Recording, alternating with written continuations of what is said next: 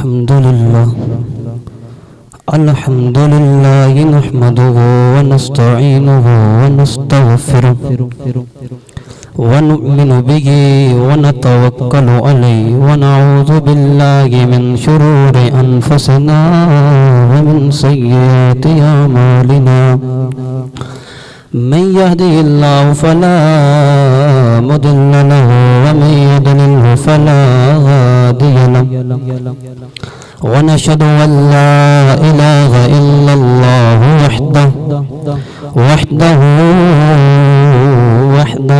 لا شريك له ونشهد أن سيدنا وسندنا وكريمنا وكريم ربنا وطبيبنا وطبيب قلوبنا وشفاء سرورنا محمد. بسم الله الرحمن الرحيم. لقد من الله على المؤمنين إذ بعث فيهم رسولا. صدق الله مولانا العظيم. جميع باب الصلاة والسلام عليك يا سيدي يا رسول الله وعلى آلك وأصحابك يا حبيب الله. الصلاة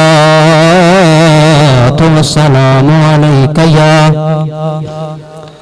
وعلى آلك وأصحابك يا نور الله. احباب محبت ذی مرتبہ سامعین و حاضرین کرام، دعا ہے کہ رب لم یزل ہماری اس محفل کو اپنی پاک بارگاہ میں قبول منظور فرمائے. کائنات عالم میں اگر کوئی جنتی عقیدہ ہے تو اس عقیدے کا نام ہے عقیدہ اہل سنت. پوری روح زمین پر اگر کوئی پاکیزہ فکر ہے تو اس فکر کا نام ہے فکر اہل سنت. اہل سنت کی سادہ تعریف کیا ہے؟ اہل سنت کس کو کہا جاتا ہے؟ سنی کی سادہ تعریف یہ ہے جو بے غیرت نہ ہو. بے غیرت کبھی سنی نہیں ہو سکتا، سنی کبھی بے غیرت نہیں ہو سکتا. سنی کی سادہ تعریف یہ ہے جو گستاخ نہ ہو. سنی کی سادہ تعریف کیا ہے؟ نبی کی ہر نسبت سے پیار کیا جائے. سنی کی سادہ تعریف کیا ہے؟ جو گستاخ نہ ہو. اگر سنی کے سامنے تذکرہ صحابہ ہو یا تذکرہ اہل بیت ہو، سنی کی طبیعت راضی ہو جاتی ہے. سنی کے سامنے تاجدار صداقت یار غار مصطفیٰ، یار مزار مصطفیٰ حضرت ابوبکر صدیق کی بات کی جائے، سنی کی طبیعت راضی ہو جاتی ہے. سنی کے سامنے جناب محترم حضرت فاروق اعظم کی بات کی جائے، مراد مصطفیٰ، مرید مصطفیٰ، طلب مصطفیٰ، مشتاق مصطفیٰ، راحت مصطفیٰ، چاہت مصطفیٰ، عزت اسلام جناب فاروق اعظم کی بات کی جائے، سنی کی طبیعت راضی ہو جاتی ہے. سنی کے سامنے شرم و حیا کے پیکر عثمان غنی کی بات کی جائے، سنی کی طبیعت راضی ہو جاتی ہے.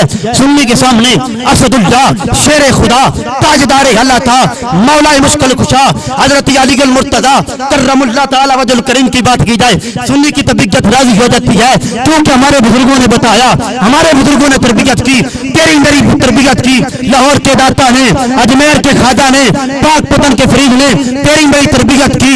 غیرت مندوں کا امام، بریلی کے کچے حجرے میں بیٹھنے والا، سنیوں کا غیرت مند امام، ماہی بدعت، حامی سنت، قبلہ استقامت شاہ امام احمد رضا خان فاضل بریلی نے تیری میری تربیت کر کے بتایا بیڑا اسی کے پار ہوگا، جنت میں نہیں جائے گا جو یار غار کا بھی نوکر ہوگا، حیدر کرار کا بھی نوکر ہوگا.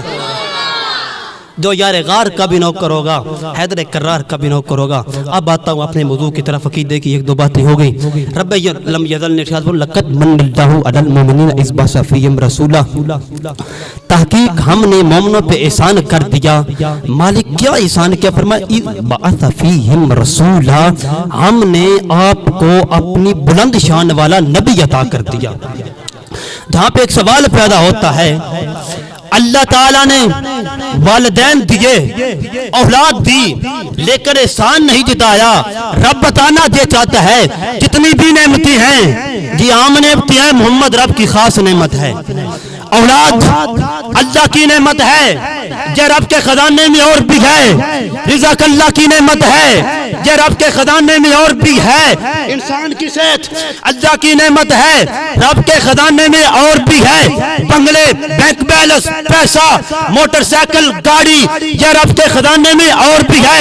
رب بتانا دے چاہتا ہے لقد من اللہ علی المؤمنین اذ بعث فیہم رسولا. جتنی بھی نعمتیں ہیں, توجہ, جتنی بھی نعمتیں ہیں یہ رب کے خزانے میں اور ہیں, لیکن محمد جیسی نعمت رب کے خزانے میں نہیں ہے. اس لیے حضرت نے فرمایا سب سے اعلیٰ ہو اعلیٰ ہمارا نبی, سب سے اعلیٰ ہو اعلیٰ ہمارا نبی, اپنے مولا کا پیارا ہمارا نبی, دونوں عالم کا دولا ہمارا نبی. تو جو خلق سے اولیاء, خلق سے اولیاء, اولیاء سے رسول, خلق سے اولیاء, اولیاء سے رسول, اور رسولوں سے اعلیٰ ہمارا نبی.